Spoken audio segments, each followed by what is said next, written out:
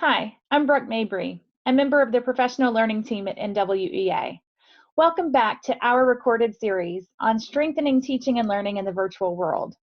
This is the first video in our new series, Strengthening Learning Teams in the Virtual World.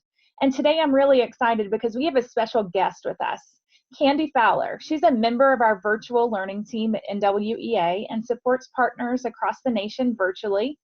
And she's also a full-time building principal in New Hampshire. And she's been right in the thick of how to create learning teams in this virtual space. She's been supporting her teachers who are supporting their classroom students as they find their new normal. So I'd like to welcome Candy today, who's going to share with you some very practical ideas for building shared expectations for how to work in this virtual space.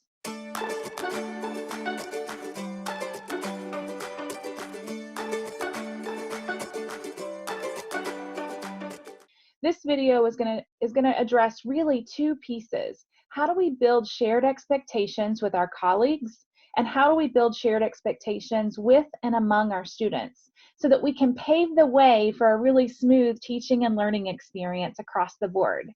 Okay, Candy, take it away. Hi, Brooke. Thanks for inviting me in. I'm so excited to be a guest today, especially during this series about strengthening our virtual world.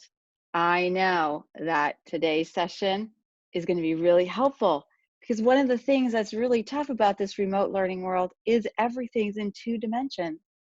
So some of the time we have today, I'm going to talk a little bit about what our learning target is and how we know we're going to be successful. Because when we are in this virtual world, there are new rules, new things, and we have to figure it out. It doesn't work the same way like in our building. So for today's session, we're really focusing on how to build those shared expectations in our world. I thought we would have this learning target. How can we empower our colleagues, ourselves, the learners, to build those shared expectations, their rules or norms or procedures, whatever we call them, in our time together on that virtual platform? So being successful today after watching this video will mean that, you know what, I can empower my colleagues and my learners to honestly share how they work best because I'm going to do that for them as well. And then I want to make sure we all can utilize those settings on whatever platform you're using to match the needs of what you have, your colleagues, and those learners. And then more importantly, can you manage the virtual platform using the tools in your room? So that's how we'll be successful in this virtual world. Well, you know what? It's all about going back to basics. I'm going to put this right up. Back to basics. I know it is the middle, almost the end of the school year for some of us. And who is thinking about going back to basics? I know I certainly am not thinking about that. But really, when we think about it, many of us are now thrown into a situation that is something we're not used to. How do we figure out this virtual world in a very short time? How do we be effective as educators? I know it's April. I know we're saying, wow, we still have to be talking about conduct. We still have to be talking about those types of things. You might be working with teams who say, oh, we could just work the same way. Well, let's just think about that for a minute. When you're in your building, you probably run into people 10, 20, 30 times a day. And in all those encounters, I bet you're solving lots of little problems that you don't even think about. And how do you do that in a virtual world? Can I call you every time I want to talk to you? How about text you? Can I pick that up and text you right there? Is it too late to call? Can I send you an email? What if I need you right away? Because sometimes you just open that door and you say, hey, when are we having recess? Right? And you make those split decisions. You can't do that. So here's the thing. If you don't want to be annoying to each other, to your families, we have to figure out a way to work in this. It may seem strange that we're going back and talking about all of this. And part of it is, where do you begin? Because this is what I felt like. Where do we begin? What, where, what? What do you want me to do? How do we do that? And if you're feeling that way, I bet many of your colleagues are feeling that way. I work in a school that I'm the building principal. And now I'm trying to lead a pretty big school in a virtual setting. And everybody's working at different ways, different times. Remotely works in this family. It doesn't work over here at the same time in this family. And how do we figure it all out? Well, one of the things that's been really effective for me is using some I can statements because my team doesn't know how I work virtually. And guess what? I bet your team doesn't know either. So use these I statements like, I can do this, I can't do that. I like to work this way, I don't like to work this way. Here are some examples that I used. You know what? I like to work late hours. I might be super busy in the morning doing something else, getting my family ready. And I might not start my workday until a little bit later, which means I'm going to go a little bit later. So I need to let everyone know I like to work late. If I send you an email at 9 o'clock at night, that's my just right time. But I don't know your just right time. I want you to be able to send that email back to me at your just right time. So can we agree that when I send out things, you know it's my just right time and it's not me saying you better get it done now? So having that I statement, I think really put a lot of people at ease. Could that work with your teams, right? I can't read urgency in a virtual platform. So when I'm reading emails, I don't know how important that is. And I bet people getting my emails don't know how important that is. So can we set up a system? Like if it's really important, I want you to call me. I'll stop what I'm doing. If I get a call from you, I know you need me right away. If you need me, but it's not as important as a call, can you text me? A text means I need your attention, but not right this minute. And then if you email me, I'll know, yep, I need your eyes on this for something, but it's not super urgent and it's not something you have to do right away. That's going to help me plan my hierarchy of a day. So I really appreciate that. And that's what I'm going to kind of use as our signal. And I encourage all of you, what's your signal? Where's that hierarchy? Because it is really, really hard to kind of figure out that urgency. When you're honest and helping others know how you work, what I find is they'll be honest back. And so when we can put it on the table, like, hey, I don't know how it works in this setting, but I know how I'm going to try to make it work. And when you're out there saying that and putting yourself out there, your colleagues are going to do those same kinds of things. And I bet some of them are going to be really thankful that you took the courage to try to do that. And guess what? We might not get it right. Can we give ourselves space and grace to get it wrong? Can we revisit these expectations? And I don't care what we call them. Maybe you call them norms or procedures or rules, expectations, whatever it is, that group of things that we're going to work by in this new setting. Let's just try them and then revisit what's working for our team, what isn't working. Okay, take a deep breath. And you know, you should do that anyway. When you're sitting for a long time, you take shallow breaths, and nice deep breaths will help you stay calm and not feel so stressed out. Now that we have some parameters, does that feel pretty good? Okay, good. I know if it's urgent, I know if you need me. Feels nice and good. So let's tackle the next piece, the virtual classroom. That's right. Well, now that we kind of know how to work as adults together, we're still working with those kiddos. And whether those kiddos are little or medium or big, we still have to know they don't all know how to work in a virtual world.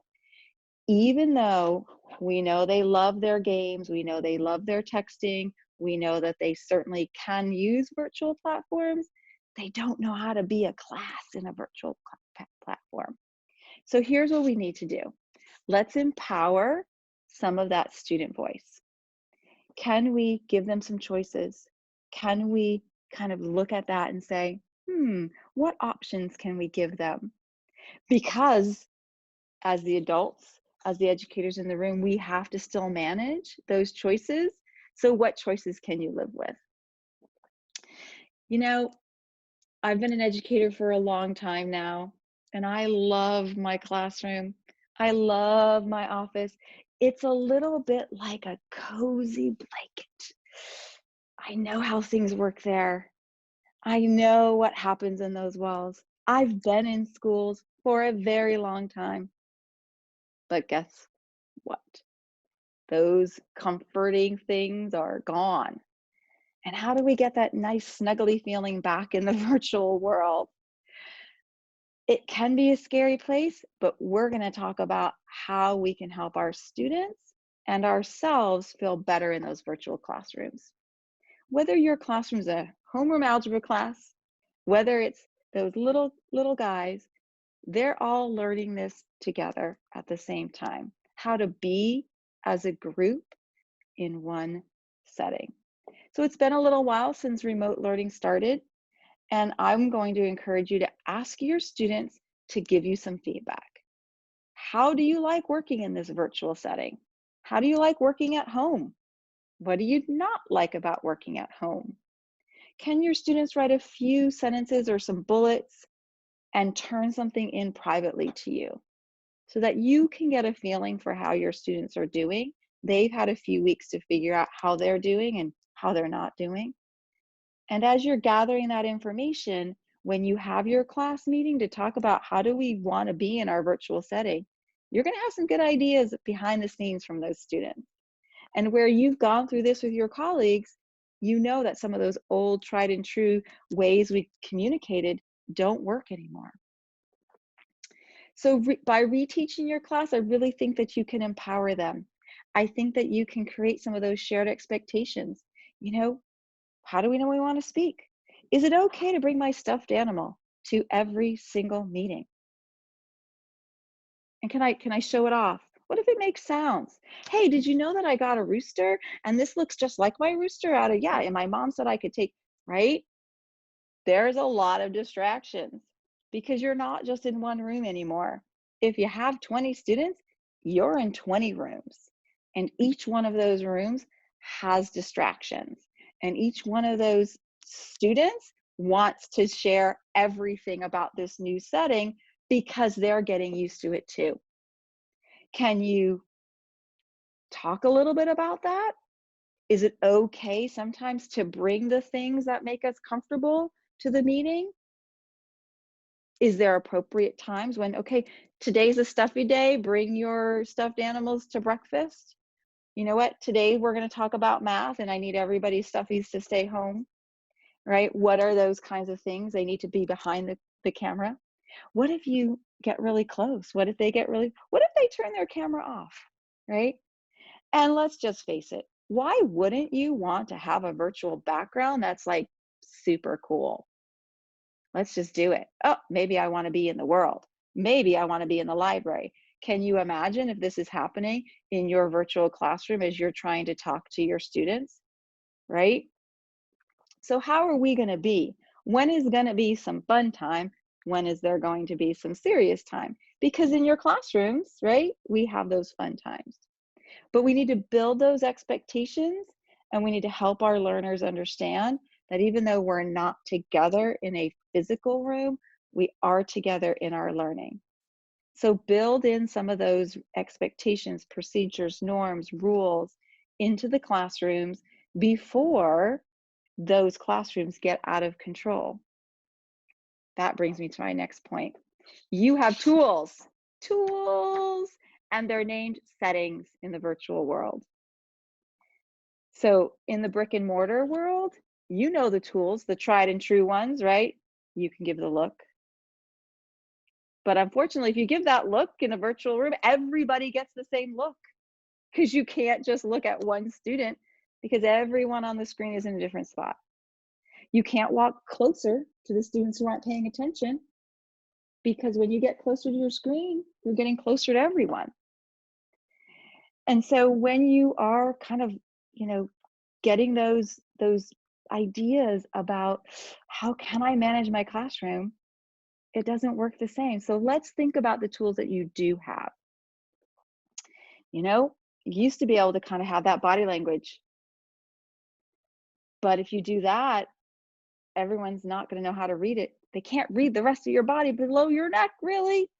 So we have to have some different ways that we can kind of give those choices and those ideas to our students. And I don't want you to be worried about it, because even though those tried and true tricks don't work in the virtual setting, there are really great ones that do. Like, did you know when you set up a meeting and you're the host, you have a mute all button? Every single microphone can go off like that. It's almost like you said, all right, everybody, let's be quiet.